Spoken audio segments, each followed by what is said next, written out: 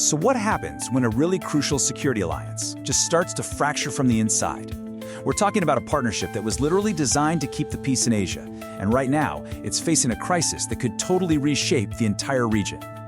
And that brings us to the big question. Why would a super important summit between four major world powers suddenly be on the brink of getting canceled?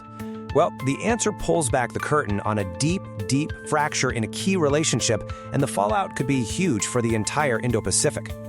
All right, first things first, let's look at the immediate problem. The whole story really kicks off with some pretty alarming news that's been making the rounds in diplomatic circles, and it's casting a real shadow over a big event that's supposed to be coming up. Okay, so reports are coming out of India that the upcoming Quad Leaders Summit might be called off. And look, this isn't just some scheduling mix-up, this is a massive red flag, especially since President Trump has reportedly already said he's not going to attend. And the reason for all this drama? Well, just about everyone is pointing to one main thing. Relations between the United States and India have gotten really, really frosty. This isn't about logistics, you know. It's about a fundamental breakdown in trust. To really get why this is such a huge deal, we need to take a quick step back and break down what the Quad actually is. So, on paper, the Quad is a cooperative framework between four big democracies: Japan, the US, Australia, and India. You can basically think of it as a strategic group chat.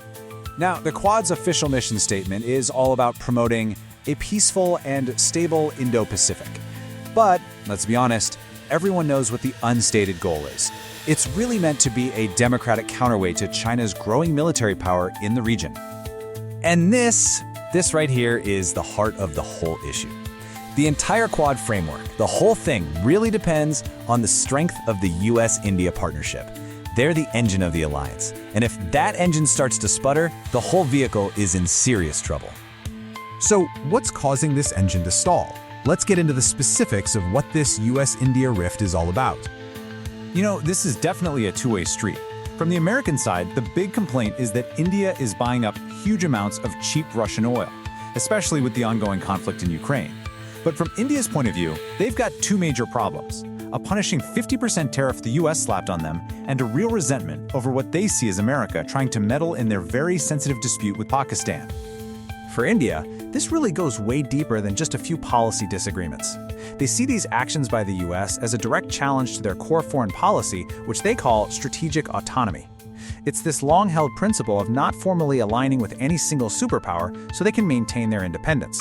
And these moves by the US feel like an attempt to force India to pick a side. So with the two main partners of the Quad fighting, you have to ask, who benefits from all this? And it's probably not a surprise that this rift creates a massive strategic opening for Beijing. The immediate result of this feud is a pretty clear shift in India's behavior. As things get colder with Washington, New Delhi has started to take a much softer approach, basically a policy of actively trying not to provoke China, its incredibly powerful neighbor. I mean, just look at this timeline. You can see how fast this all unraveled. It kicks off in May with that US intervention in the India-Pakistan conflict. Just 3 months later, in August, you see this historic reaction. Prime Minister Modi visits China for the first time in 7 years. And by November, the fallout is obvious. The whole Quad summit is at risk of collapsing. And this quote from Modi's meeting with President Xi, wow, it's pretty revealing. He talks about facing uncertainty, and most people read that as a direct reference to the US, and then he explicitly calls for India and China to strengthen cooperation. For China, this is like a strategic gift dropped in their lap. Any crack in the Quad's unity, especially a major fight between its two most powerful members, is an amazing development that just eases the pressure and gives Beijing more room to expand its own influence. Now, with the stakes this high, the other two members of the Quad, Japan and Australia, they aren't just sitting around watching this happen. It seems there's a potential plan to try and save the situation. So, is there a way out of this mess? Well, a plan seems to be coming together for Japan and Australia to step in.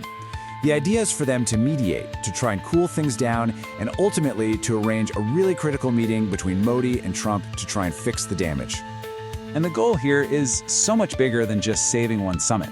It's about repairing that core US-India relationship, to get the Quad back on track and really to ensure the security of the entire Indo-Pacific region. So all of this brings us to one last really critical question. The Quad was formed because these countries had a clear shared interest: But as we've just seen, individual squabbles and national grievances can get in the way so easily. It really makes you wonder, in the complex world we live in today, is just having a common enemy enough to keep an alliance from falling apart?